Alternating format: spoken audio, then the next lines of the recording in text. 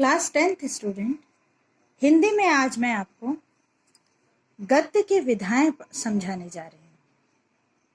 यह पाठ से आपका 2-2 नंबर के क्वेश्चंस आते हैं और ये क्वेश्चंस इम्पॉर्टेंट भी हैं और इसमें जो जो आपको पढ़ना है वह भी इस पाठ को समझने के बाद आपके क्लियर हो जाएगा। ये वीडियो आप ध्यान से सुनेंगे तो आपको सब स्पष्ट हो जाएगा। गद्य मीन्स राइटिंग, पोएम नहीं, लाइन से जो लिखा जाता है उसको गद्य कहते हैं।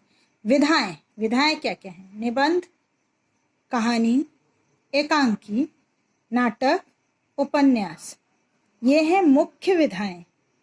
गौण विधाएं, संस्मरण, गौण रेखा चित्र, यात्रा वृत्तांत, जीवनी, आत्मकथा, रिपोर्टार्स, डायरी लेखन, भेंट वार्ता, पत्र साहित्य, यह है विभिन्न विधाएं। ये भी प्रश्न पूछा जाता है कि गद्य की मुख्य कितनी विधाएं हैं और गद्य की गौण कितनी विधाएं हैं। अब पहला गद्य की विधाओं में फर्स्ट नंबर है निबंध। निबंध से प्रश्न आता है कि बाबू गुलाब राय के मतानुसार निबंध की परिभाषा लिखिए। निबंध उस गद्य रचना को, बाबू गुलाब राय के मतानुसार निबंध उस गद्य रचना को कहते हैं जिसमें सीमित आकार के भीतर किसी विषय का वर्णन या प्रतिपादन एक विशेष निजीपन, स्वच्छंदता, सौष्ठव, सजीवता और संबद्धता के साथ किया गया हो। अर्थ यह है कि वह गद्य रचना निबंध कहलाती है जो एक सीमित आकार, ऐसा नहीं है कि निबंध आपकी 250 पेज की हो, 150 पेज की हो, मतलब जैसा उपन्यास होता है वैसा नहीं होता है। 10 पेज, 12 पेज, इससे ज्यादा का निबंध नहीं होता है। तो सीमित आकार में क्या होता है कि एक विशेष विषय का वर्णन, निजीपन मीन्स हम अपने विचार रख सकते हैं निबंध में। स्वच्छंदता भी होती है कि हम अपने विचारों को फैला सकें, अपने विचारों को लिख सकें। सौष्ठव, सुंदरता, सौष्ठव मीन्स सिस्टमैटिकली। सजीवता, हाँ, निबंध पढ़ने पर आपको उस विषय की पूर्ण जानकारी, सजीव चित्रण, मतलब वो पढ़ते हुए आपके आंखों के सामने वह विषय घूमने लगे, इतनी सजीवता होनी चाहिए लेखन में। और संबद्धता, एक सिस्टमैटिक, मतलब निबंध में आप जब रूपरेखा लिखते हैं वह संबद्धता हो इसलिए ही लिखा जाता है, ठीक है, के साथ किया गया हो, ठीक है। आचार्य रामचंद्र शुक्ल ये बहुत बड़े निबंधकार थे। यदि गद्य कवियों की कसौटी है तो निबंध गद्य की कसौटी है। कवि अगर गद्य लेखन उसके लिए कठिन कार्य होता है, वैसे ही गद्य जो लिखते हैं उनके लिए निबंध लिखना एक कठिन कार्य होता है। निबंध की प्रधानता निम्नांकित लक्षण होते हैं। निबंध में आकार एवं विस्तार का उचित तालमेल होना चाहिए। लेखक निबंध में अपने भावों, विचारों और अनुभूतियों को निजी स्वच्छंदता से व्यक्त कर सकता है। निबंध के विषय की कोई सीमा नहीं होती है। निबंध में भाषा की सक्रियता, तेजस्विता और विचार प्रवाह उत्तरोत्तर विकसित होता है। ये मोस्ट इंपॉर्टेंट है निबंध के लक्षण कि भाषा सक्रिय हो।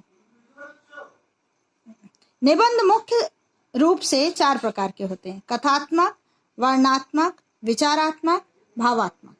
ये भी इंपॉर्टेंट है। निबंध के रूप बताइए। निबंध का विकास, भारतेंदु युग से निबंध रचना का प्रारंभ माना जाता है। इस युग के निबंधों में समाज सुधार की भावना, राजनीतिक चेतना एवं मानवीय प्रवृत्तियां मुख्यतः मिलती हैं। भारतेंदु युग के जो निबंध थे वह उसके सब्जेक्ट ऐसे थे जो उसमें समाज सुधार हो, राजनीतिक चेतना हो। तब हमारा देश आजाद नहीं था, तो राजनीतिक रूप से हम अवेयर हों, समाज में जो बुराइयां हैं उसको सुधारें, इन्हीं सब विषयों पर निबंध लेखन कार्य किया जाता था। इस युग के प्रमुख निबंधकार भारतेंदु हरिश्चंद्र के अतिरिक्त प्रताप नारायण मिश्र, बाल कृष्ण भट्ट आदि हैं।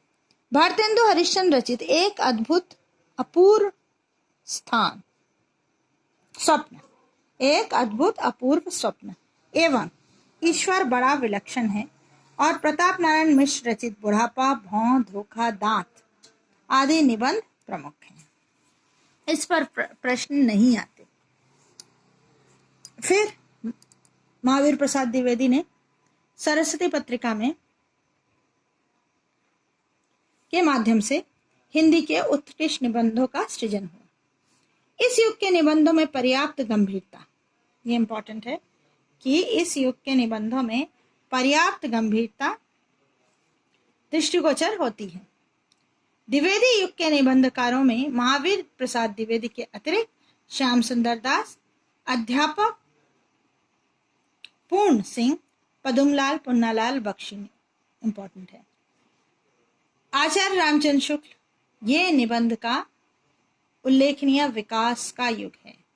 रामचंद्र शुक्ल स्वयं एक महान निबंधकार थे। इस युग में भाव तथा मनोविकार संबंधी तथा विषय प्रधान निबंध मुख्य रूप से लिखे गए। अब समाज सुधार, देश भक्ति, ये सब विषय नहीं, अब मनोविकार और भावनाओं पर निबंध लिखे गए। इस युग के निबंधकारों में आचार्य रामचंद्र शुक्ल के अतिरिक्त राय कृष्णदास, सियाराम शरण गुप्त, बाबू शिवपूजन सहाय आदि प्रमुख हैं। शुक्ल, आचार्य शुक्ल के बाद का शुक्लोत्तर युग, इसमें राहुल सांकृत्यन, राम भिक्षु बेनीपुरी, महादेवी वर्मा, नंद दुलारे वाजपेयी, ये सब लेखक प्रमुख हैं। कहानी, अब कहानी के तत्व, ठीक है, ये इंपॉर्टेंट है कि आपका कहानी के तत्व कितने होते हैं, ये प्रश्न आता है। कहानी के 6 तत्व होते हैं: कथा वस्तु अथवा कथानक, कथोपकथन अथवा संवाद, पात्र एवं चरित्र चित्रण, देश काल और वातावरण, भाषा शैली, उद्देश्य। तत्वों के आधार पर कहानी के 4 प्रमुख भेद होते हैं। ये भी क्वेश्चन आता है, तत्वों के आधार पर कहानी के कितने भेद होते हैं, नाम बताइए। घटना प्रधान कहानी, चरित्र प्रधान कहानी, वातावरण प्रधान कहानी, भाव प्रधान कहानी। हिंदी कहानी का विकास, आरंभिक काल 1900 से 1910, विकास काल 1911 से 1946, उत्कर्ष काल 1947 के बाद।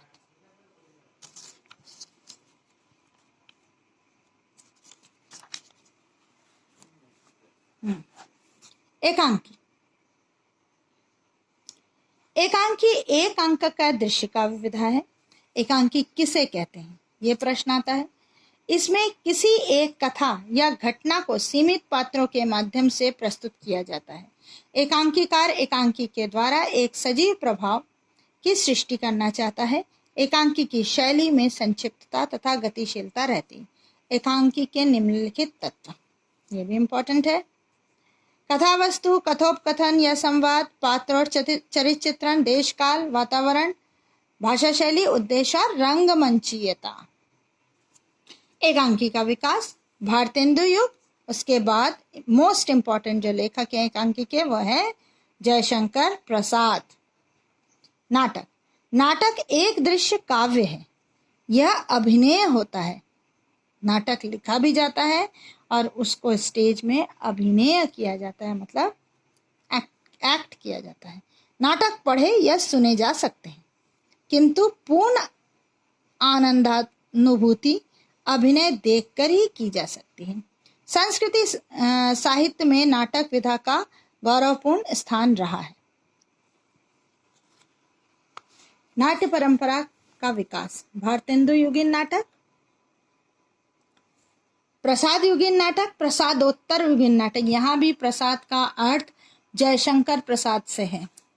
भारतेंदु जी ने समाज सुधार एवं देश प्रेम की भावना से प्रभावशाली नाटक लिखे। प्रसाद युग में नाट्य विधा में युगांतकारी परिवर्तन लक्षित हुआ। इस युग के नाटक ऐतिहासिक के साथ साथ प्रबल राष्ट्रीय भावना एवं उदात्त सांस्कृतिक चेतना को भी प्रकट करते हैं। जयशंकर प्रसाद के नाटकों में भाषा ओजमयी एवं प्रभावपूर्ण रही। प्रसादोत्तर युग नाटक साहित्य के क्षेत्र में परिवर्तन का युग था। यह परिवर्तन वस्तु, प्रकार एवं रचना शैली में भी दृष्टिगत होता है। ये जयशंकर प्रसाद मैक्सिमम आपके ऐतिहासिक नाटक लिखते थे। भाषा बहुत वीरतापूर्ण और प्रभावपूर्ण, बहुत सुंदर। और वैसे ही प्रसाद के युग के बाद जो नाटक लिखे गए वह थोड़ा पाश्चात्य सभ्यता विचारधारा से मिले जुले थे। मतलब वह सारे नाटक समाज सुधार वगैरह विषयों पर नहीं, थोड़े भावनापूर्ण, संवेदनापूर्ण और गंभीर विषय भी होते थे, लेकिन थोड़े पाश्चात्य भावनाओं को लेकर। इनके प्रमुख लेखक हैं राम कुमार वर्मा, डॉक्टर वृंदावन लाल वर्मा, उपेंद्र नाथ अश्क, मोहन राकेश, बहुत फेमस नाटककार, आचार्य चतुर्सेन शास्त्री, उदय शंकर भट्ट। उपन्यास के तत्व: कथा वस्तु, पात्र और चरित्र चित्रण, कथोपकथन शैली, देश काल, वातावरण और उसका उद्देश्य। उपन्यास स्पेशली उपन्यास लेखक, महान उपन्यास लेखक कौन? मुंशी प्रेमचंद। उनके पहले का युग और उनके बाद का युग और उनका युग, यही 3 युग उपन्यास में परिलक्षित होते हैं। संस्मरण, रेखा चित्र, यात्रा वृत्तांत, जीवनी, आत्मकथा, रिपोर्टाज, डायरी, भेंटवार्ता, इसके अंदर का जो मैटर है छोटा छोटा, वह आप एक रीडिंग करेंगे और मैं इससे पत्र विधा, इससे रिलेटेड आपको प्रश्न भेजूंगी, ठीक है? और उस प्रश्न के उत्तर आप स्वयं इससे छांटकर लिख सकते हैं। वैसे ही प्रश्न होंगे जिसके आंसर आपको बन जाएंगे। अगर कोई डाउट होता है तो अपने पास सॉल्यूशन ग्रुप है, उसमें आप वो क्वेश्चंस कर सकते हैं कि इस क्वेश्चन का क्या आंसर होगा। ओके।